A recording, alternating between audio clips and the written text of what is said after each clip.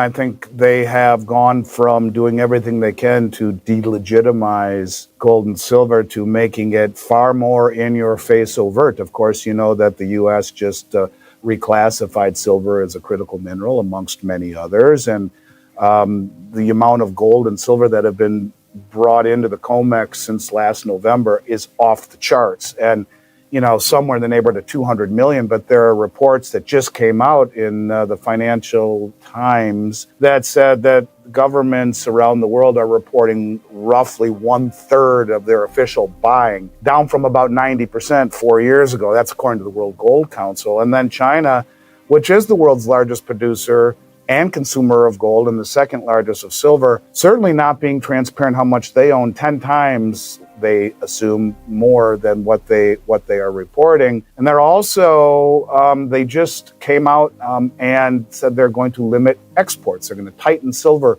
exports. This is a race, if you will, to accumulate physical metal. And I think the government understands that, not just physical metal, all critical elements. And I think it's no longer about promises from a broke country, in other words, taking our treasuries, and more about who's got the real stuff. You can see this in the amount of deliveries coming off of all of the world's exchanges. You can see this in how the people that are importing hundreds of billions of dollars of metal into the United States are the most, not just the most well-funded traders here in North America, if not the world, they're the most well-informed. But that goes hand in hand with what the central banks have been doing.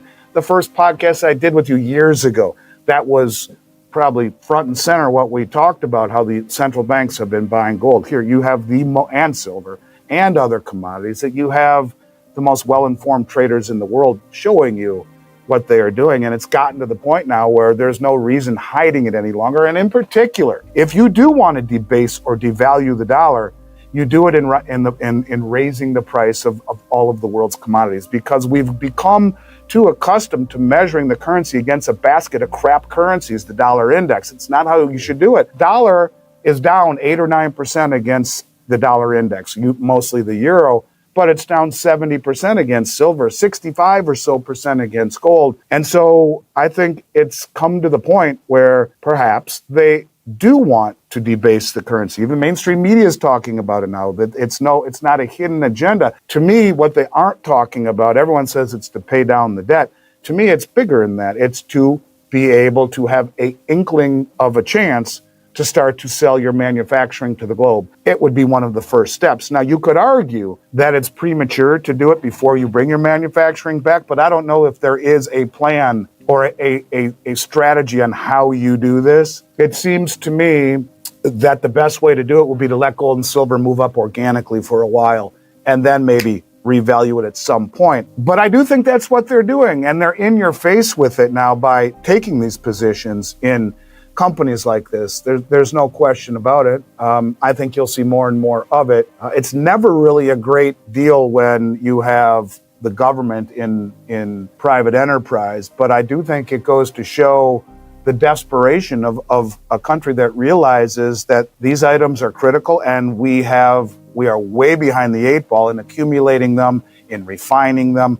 It's not just the accumulation. China is responsible for the refining of 90+% of all the world's rare earths. So it's not just in pulling it out of the ground, it's refining it. And it's interesting. You look at a country like China, which is the second largest producer of silver in the world. They tell David Morgan when he went there, no, we're number one. They're either one or two. They're arguably number one in gold. Now, you talk to Sean Kunkun, who the CEO of Dolly Varden, and he'll say to you, stupid cord, he'll say to you, yeah, Andy, China is flying all around South America, in particular Peru. You mentioned deep water ports. China just built a deep water port there. The Belt Road Initiative is building things like deep water ports, rails, maritime channels, bridges, gold and silver mines, oil refinery. They're building it all within this ecosystem and then helping get it to market. Well, going to Peru and to Mexico, buying it in doré and concentrate form before it's even called silver or gold, and shipping it back to China where they refine it themselves. There is a rush to get the stuff. And thank God, in my opinion, somebody got to Trump Because all of this started in terms of importing into the US somewhere around November of last year when he won the election. There is no question in my mind that someone got to him and said, we are losing the race. The last administration really put us behind the eight ball. We need to do this right now. And I think that's what this is all about. So to your point, yes, it's not really normal. It's somewhat surprising at first glance, but to me, it really isn't. And I think it's a necessity. The drawback, the side effect would be universal basic income for a while. I do. And I think the selling piece is, look, we screwed up a good deal. The world has been our creditor. We've had low price goods. The recycling of their money into treasuries has given us low interest rates and high asset prices. But the problem is the rubber is meeting the road right now. Foreigners used to load up on U.S. treasuries back when America looked stable and risk-free, but not anymore. And with $38 trillion in debt before unfunded liabilities, with $500 billion added in just the last 6 weeks, foreign governments are losing faith. They're dumping dollars, they're diversifying into gold at record pace. And that's the point. Record U.S. debt is driving record gold demand. It's driving people out of the treasuries. And until Washington gets really serious about fiscal discipline, this won't stop. And they're not going to. So I think this is the path, is that you must bring back manufacturing at all costs, no matter what. If you don't, our future generations are in serious, serious trouble. And AI is taking away and robotics and automation. That'll take place a lot of the jobs they bring back in manufacturing. But we still must do this. If not, you can't be reliant on pharmaceuticals from aspirin to penicillin, on machine parts, on aircraft parts, on military components. You can't be reliant upon what in essence is almost our foes across the globe to provide this to this country, especially when we are as indebted as we are. And we can't expect that countries will want to continue to take our treasuries when we are as fiscally irresponsible as we are. So this provides synthetic demand. And on the back end, the gold says, okay, fine, we don't want your dollars. And the more stupid you are with fiscal irresponsibility, the higher the price of gold will go. That is the interest rate that they tag on to the back end of the long bond, because it will be denominated and redeemable in gold. So there is no perfect answer, but it's like Andy Dufresne in the Shawshank Redemption. He had to crawl through 2 miles of crap to get to the other end. And when he got to the other end, he stood like this and he made it. Well, there is hope at the other end. And I think no matter what, we have to find a way to bring back manufacturing. To me, this is the only way, really, while you still can find demand for your treasuries, both synthetic and real. Let me tell you something, folks. There comes a moment in every monetary cycle when the game stops being subtle, when the mask drops, and when governments stop pretending they're maintaining stability and instead start sprinting to grab whatever real assets remain before the public figures out what's happening. And we just crossed that moment. For years, the West did everything it could to delegitimize gold and silver. They mocked it, called it a barbarous relic, pushed financial advisors to sell ETFs instead of the real thing, and taught an entire generation to measure their wealth not in ounces, but in digits on a brokerage app. But now, they're not hiding their intentions anymore. The desperation is visible, it's in your face, it's loud, and it's accelerating. The United States just reclassified silver as a critical mineral. Think about that. Silver, the metal they ignored for decades, the metal industrial users treat as just another input, the metal mainstream analysts dismissed as too old-fashioned to matter, is suddenly critical. Why? Because the people running this show finally understand that the future isn't going to be secured by promises, debt instruments, IOUs, and spreadsheets. It's going to be secured by the countries that have the most real stuff, real metal, real energy, real resources, and the US is far behind. And if you want evidence of urgency, look at what's been happening at the Comex since November. I've never seen inflows like this in my entire career. Close to 200 million ounces have moved into the vaults, not by retail investors, not by TikTok traders, not by gold bugs, by the most well-funded, best-informed, most strategically connected traders in the world. People who never do anything by accident, people who have more visibility into government actions than anyone else, people who read the monetary weather before anybody else even feels the wind change. In fact, a report in the Financial Times just revealed that governments around the world are underreporting their official gold purchases by a massive margin. 4 years ago, 90% of central bank gold buying was reported. Today, the World Gold Council says only 1/3 is reported. That means 2/3 is happening quietly, off the books, through opaque channels, through state-affiliated brokers, through sovereign wealth funds, and through strategic partners. Do you think they're doing that because gold is irrelevant? Because gold is outdated? Because we're entering some flashy digital future where grandma's Krugerrand doesn't matter anymore? Or is it because the smartest players in the world know exactly what's coming? And then there's China, the world's largest gold producer, consumer, and arguably the largest holder of physical metal on the planet. Do you believe China's official gold number? Not for 1 second. No serious analyst does. If China says it has X, assume it has 10 times X. And don't take my word for it. Look at their behavior. They are limiting silver exports. They are restricting gold flows. They are building refineries, deep water ports, belt and road mining infrastructure, and industrial capacity that all require enormous amounts of metal. They're securing the supply chain end to end. Meanwhile, the West is arguing over interest rates like that's the real battlefield. Let me tell you the real battlefield. Whoever controls the commodities controls the future. And China isn't only absorbing metal from its own mines. They're flying teams across South America, particularly Peru and Mexico, buying gold and silver at the door level.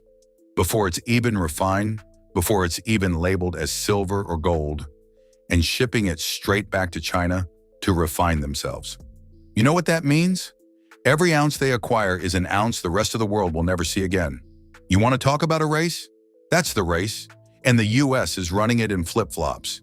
Meanwhile, Andy Schectman over here is thinking, thank God somebody woke up Donald Trump, because when those huge Comex inflows began in November, right after he won the election, it wasn't coincidence.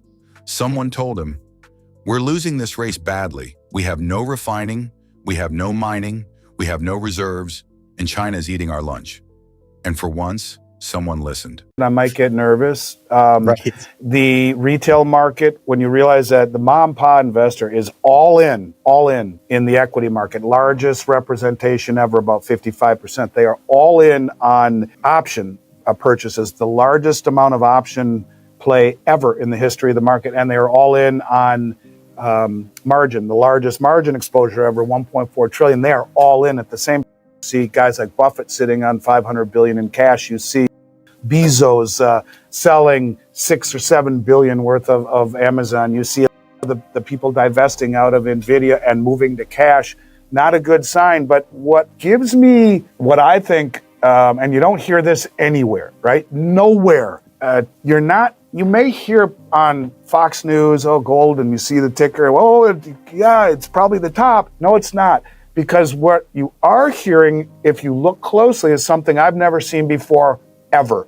3 examples. Number 1, the chief investment officer of Morgan Stanley says, sell half your bonds and put 20% of your assets in gold. What did he just say? These are the guys that maybe would have said 5% and probably not even. Sell half of your bonds and buy gold. He said it's no longer the 60-40 platform that Wall Street's used for 50 years. 60% stock, 40% bond. No, make it 60-20-20, 20% stock. Michael, the chief analyst at Bank of America, his newsletter is a fortune. Thousands and thousands of dollars a year. It goes to the institutional traders. He says, no, 25, 25, 25, 25. So have 25% stock, 25% bond, 25% short-term treasury, 25% gold. And maybe the craziest of all is the bond, Jeffrey Gundlach. He says a 25% allocation in gold is not overweight. Now, these 3 guys, Chief Investment Officer Michael Hartnett and Gundlach, they're not speaking to the plebes. And the plebes are all of us. They're speaking to the institutional traders up at the top. They're speaking to the people who have brought in hundreds of billions of dollars of metal into Comex since last November. Billions and billions and billions every month. Who the hell is it? Not a word on who it is. No one knows who it is. I have guesses, but who is it? That's who they're speaking to. So to your point, yeah, Jim Cramer talking about gold, run. CNBC and Fox, take it with a grain of salt. When these guys are talking, it's insane. And I will tell you that the level of business that we have, and we'll do a lot of 800 million in sales this year, a lot. That's mostly from much larger orders. Our average order size is getting pretty well near six figures. Not always. We work with all size clients, but you're seeing way more and way more seven-figure orders. But we're not seeing the tremendous flow that we saw during Silver Squeeze when everyone put even $1,000 into gold, silver, whatever they could get. 2,000 orders a day. Now it's 200 orders a day, but much, much larger from people who are paying attention. So no, the public is far away. They're all in on equities, on margin, and on leverage. As the insiders, whoever the hell they are the most well-informed traders in the world who are standing for delivery on Comex and draining the LBMA. They know what's coming. These people don't do things just for the hell of it at that level. They know the inside playbook, if you will. And that to me is what gives me comfort. Not only are the top analysts saying, buy gold 20, 25%. What do they really think? And here's the thing most Americans haven't wrapped their heads around yet. When a country crosses the line into structural insolvency, it doesn't announce it on television. There's no press conference, no blue ribbon committee, no State of the Union, we are broke. What actually happens is that the insiders, the sovereigns, the central banks, the exchange authorities, the bullion banks, begin quietly repositioning themselves into the only assets that survive a currency restructuring. And that repositioning is already happening. It's not coming. It's not theoretical. It's not 10 years from now.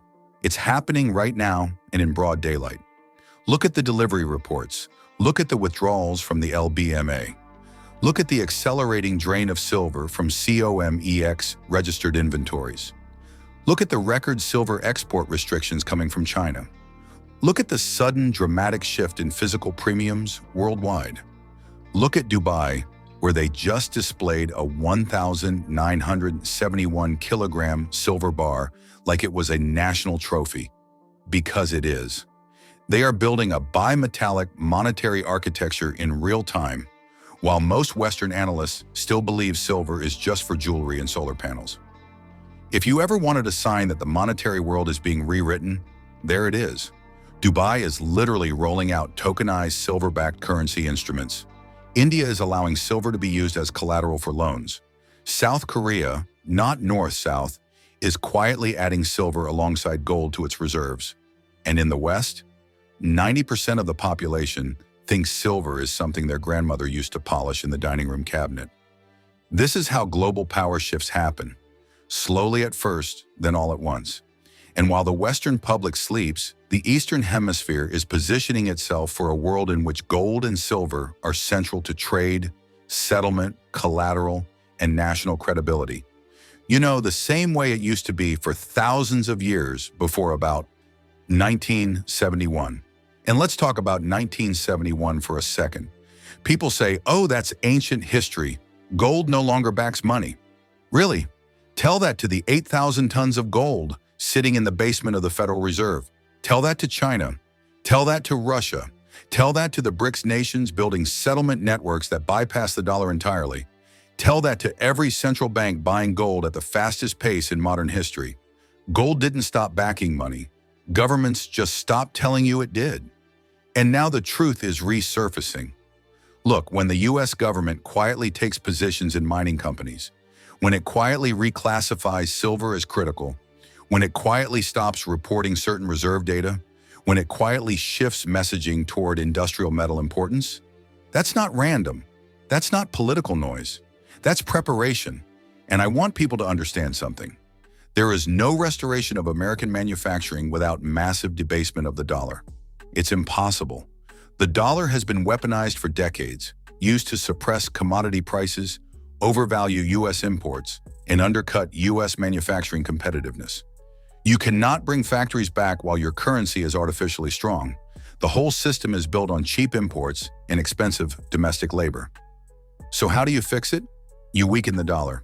And the cleanest way to weaken the dollar is to allow gold and silver to reprice higher, significantly higher, because the world prices commodities in dollars. If gold doubles, the signal to global markets is clear. The dollar is being debased if silver triples likewise. And once the pricing structure shifts, manufacturing economics shift with it. This is what I mean when I say the governments aren't hiding their intentions anymore. They're not trying to suppress the metals, they're letting them breathe, they're letting natural price discovery begin. They're stepping out of the way because the system requires a reset, a controlled burn, and gold is the barometer of that reset. People think the problem is inflation. The real problem is confidence. The real problem is that foreign creditors no longer trust U.S. fiscal discipline. They don't trust U.S. debt. They don't trust the political stability. And frankly, why should they? With $38 trillion in debt and $500 billion added every 6 weeks, how long do you think foreign governments will keep financing American consumption? They won't. They aren't. They're selling treasuries. They're buying gold. That's the message. And here is where gold and silver become more than just investments. They become strategic lifeboats. A nation with weak fiscal discipline but strong gold reserves can still project strength. A nation with no gold reserves but lots of debt is just a debtor with a printing press. And the rest of the world is beginning to treat the U.S. accordingly. And yet for individuals, the path has never been clearer. We don't control the Federal Reserve. We don't control U.S. manufacturing policy. We don't control Chinese export restrictions. But we do control whether or not we own real metal before the reset accelerates. People ask me all the time, Andy, am I too late? No, but the window is narrowing.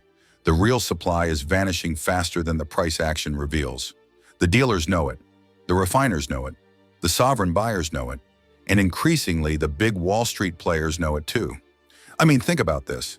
The same Morgan Stanley that once mocked gold just declared the 60-40 portfolio dead and recommended replacing half the bond allocation with gold. That's not a fringe newsletter saying that. That's Wall Street royalty. That is the establishment quietly admitting U.S. treasuries are now the risk asset and gold is the hedge. That is a paradigm shift, a generational shift. It's the monetary version of watching a glacier crack. Slow, then sudden, then unavoidable. And as this shift accelerates, gold isn't just rising. Silver is awakening, and silver doesn't move gradually. Silver moves like a lightning bolt. It moves like a market that spent 50 years being artificially suppressed, suddenly breaking free. In 1979, silver tripled in 60 days. We could easily see a similar dynamic now because the foundation is even stronger. Back then, the Hunt brothers were accused of manipulation. Today, the manipulators are governments, sovereigns, refiners, and industrial users. And they're manipulating by accumulation, not suppression. This is why $100 silver isn't a fantasy. It's not a headline. It's not a pump. It's math. It's gravity. It's the inevitable equilibrium required in a world where industrial demand is exploding, monetary demand is skyrocketing, and supply chains are tightening. People say to me, Andy, where does this end? It ends with gold and silver re-entering the global monetary system in some capacity. It ends with trust resetting around hard assets. It ends with a world where commodities are the foundation of trade again. And it ends with everyday people either being prepared or being spectators. Stay informed about the latest developments shaping the precious metals markets with regular updates from the Finance Daily team. Not only that, but as a subscriber, you'll also receive timely silver and gold price notifications and early access to groundbreaking news unavailable to the general public. Join our free gold and silver newsletter today, link in the description.